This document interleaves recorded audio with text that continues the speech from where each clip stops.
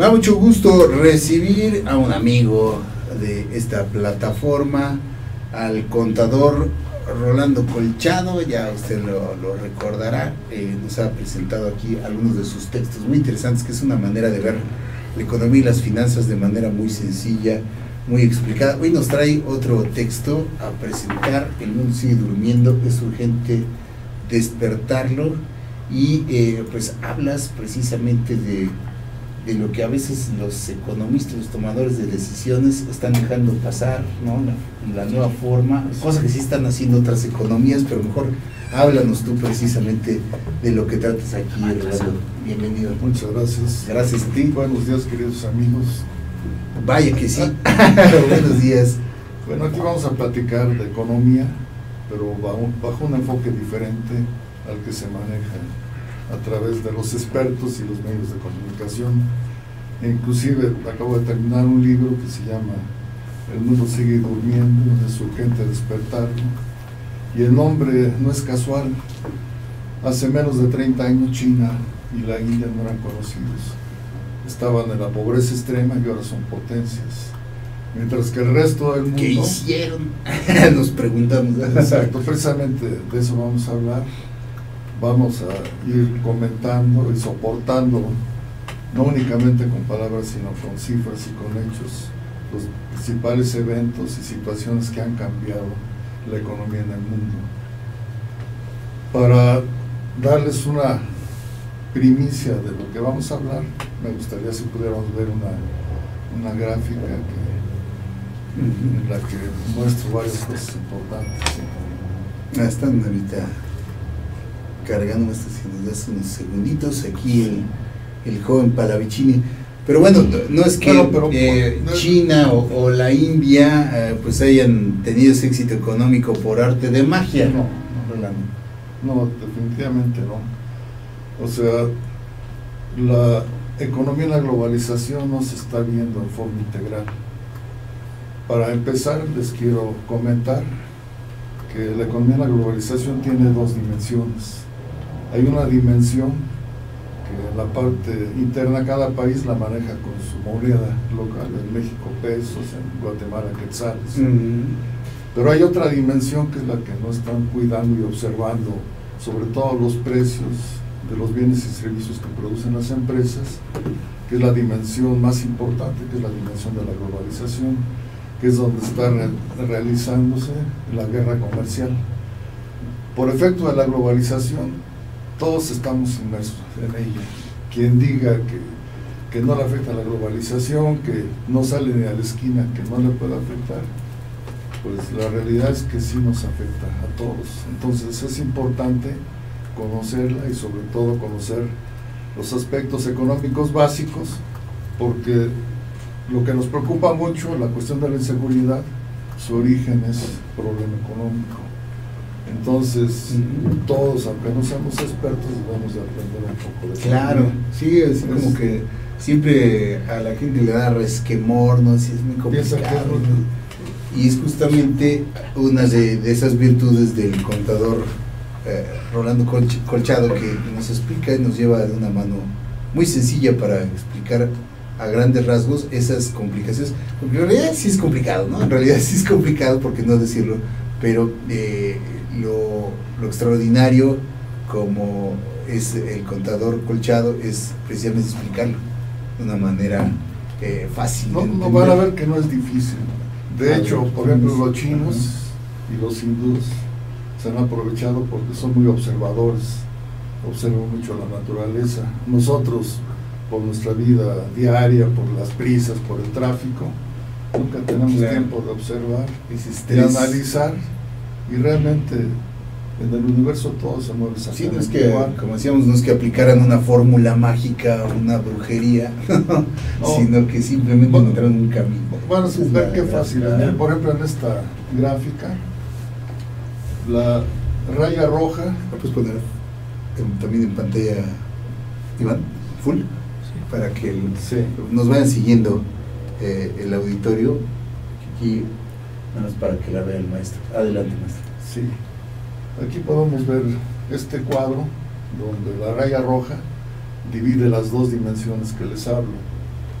La parte inferior se maneja en la moneda local de cada país. Y en la parte superior, lo que son las operaciones a nivel internacional. Partimos del primer año y vamos a suponer que yo elaboro un producto que lo vendo en 1,000 pesos. Si el primer año el tipo de cambio es 10 pesos, lógicamente que ese producto en los mercados internacionales se va a vender en $100. Vamos a pasar a través del tiempo y a través de 10 años la inflación es el 50%. Entonces lo que un producto costaba o lo podía vender en 1,000 pesos, por la inflación ya aumentó a 1,500. ¿Qué sucede si el gobierno? Una cosa es importante, que este es un ejemplo en el que es la misma empresa, son los mismos trabajadores, la misma maquinaria, los mismos proveedores, clientes. Lo que va a cambiar el panorama para el inversionista es la estrategia monetaria que sigue su país. Entonces vamos a ver 4 alternativas y los efectos que van a generar en las empresas de ese país. Inicialmente se decide mantener el tipo de cambio fijo, o a través de la oferta y de la demanda se mantiene fijo. ¿Qué sucede? Pues de que ahora mi inflación, como es de 50%, mis productos en el extranjero también se incrementan un 50%, entonces ahora ya se venden en $150. Mi inflación interna se trasladó a la globalización y un incremento de un 50% es mucho. Por ejemplo, si recordamos la historia de México, en la época del presidente López Portillo, en su sexenio tuvo una inflación de 1000%, brutal, pero quiso defender el peso como perro y quería mantener el tipo de cambio fijo. ¿Qué originó? Pues que los precios de todo lo que se producía y se vendía en México se elevaron. Y a pesar de que en México ingresó un préstamo de $80,000 millones, más ingresos adicionales por yacimientos que se descubrieron en Chiapas, lógicamente esas divisas se fueron rápidamente, porque la gente, si ve los precios más baratos en otros países, compra allá, claro, salen divisas, y los de otros países quieren vender ahí porque sacan más divisas. Claro. Entonces, lo que ha hecho básicamente China en todos estos años. Lo que ha hecho China. Vamos a suponer la alternativa B de la misma empresa. Ahí su gobierno decide ajustar la inflación a través del tipo de cambio. O sea, ¿qué quiere decir? Que si yo tengo una inflación del 4, ajusto mi tipo de cambio del 4%. Si mi inflación es del 5%, yo ajusto mi tipo de cambio del 5%. De tal forma que a los 10 años, en lugar de ser 10 pesos el tipo de cambio, son 15 pesos. De esa forma, si yo divido 1,500 entre 15, mis precios se mantienen. A pesar de que yo tenga inflación interna, mis precios se mantienen. Vamos a ver la alternativa C, que fue lo que realizó China y la India. En lugar de devaluar conforme a la inflación, devaluaron el mayor porcentaje. Lógicamente que lo hicieron a través de 15 años, en una época en la que nadie se fijaba en China y la India. Una vez que devaluaron, su última devaluación fuerte en 94, se quedaron quietecitos, ya no mueven sus variables económicas, y el mundo supone que es por la mano de obra barata, porque a lo mejor el gobierno los está apoyando, pero la realidad, y vamos a ir checando, porque yo a través de mi libro construyo tablas, y a través de esas tablas voy analizando los precios, tomando como referencia a los Estados Unidos y cada uno de los países que analizo. Cuando un país eleva sus precios, empiezan las devaluaciones. Y como lo vamos a ver, las causas de las crisis y las devaluaciones en el mundo se originan por los precios. Ya los sistemas de producción, desarrollos a través de miles de años en sistemas de producción, ya no están teniendo la eficiencia que tenían antes. Fábricas modernas con los mejores trabajadores, en los mejores equipos, las mejores técnicas de producción, sistemas robotizados y automatizados, sacan un producto en $1,000, pero China y la India lo puede ofrecer en 300 o en $250.